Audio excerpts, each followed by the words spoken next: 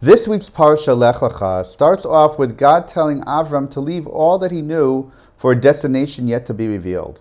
Interestingly, the way that the Torah presents God's command to Avram suggests that God and Avram had already been speaking to each other for some time. Yet this is the very first time that the Torah records that God spoke to Avram. So if God is speaking to Avram in a familiar manner, where and when had God introduced himself to Avram, as he usually did by other prophets? The Torah tells us later in our Parsha about the Brit Ben HaBetarim, the covenant between the parts. At the Brit Ben HaBetarim, God informed Avram that it was he who brought Avram out of his birthplace Ur Kasdim, and that Avram and his descendants will be foreigners in a land not their own for 400 years. After determining how these 400 years are to be calculated, many commentators conclude that the Brit Ben HaBetarim must have taken place when Avram was 70 years old. That would mean that the Brit Ben HaBetarim actually occurred 5 years before God had commanded Avram to leave for Canaan at the beginning of the Parsha, where the Torah explicitly says that Avram was 75. Since God had already introduced himself to Avram at the Brit Ben HaBetarim when Avram was 70, when he commanded Avram to leave for Canaan at 75, of course by that time Avram would have already been familiar with God and would not have needed an introduction. On the other hand, if the Brit Ben HaBetarim chronologically took place after the beginning of the Parsha, then we would be forced to say that the Torah did not include God's introduction to Avram. It either would have occurred when he told Avram to leave from Ur Kasdim, or sometime while Avram was already in Haran. Either way, a relationship would have already been established by the time God told Avram to leave for Canaan. Having said that, perhaps there was no need for God to formally introduce himself to Avram, as he needed to by other prophets.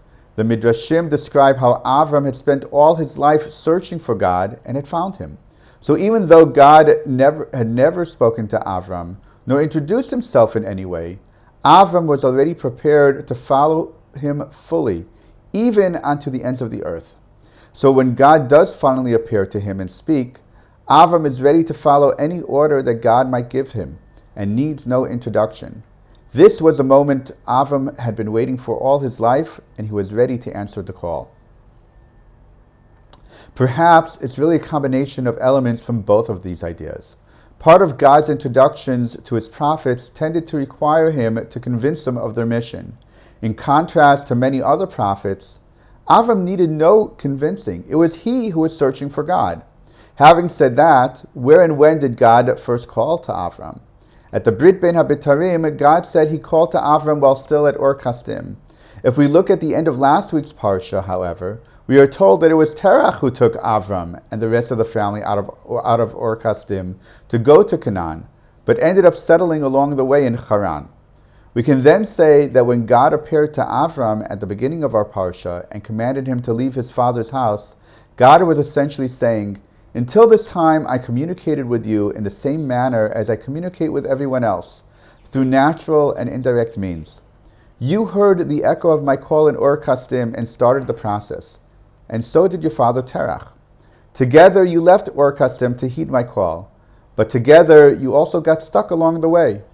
In order for you to become the Avram that you need to be, and that I need you to be, I am calling just to you.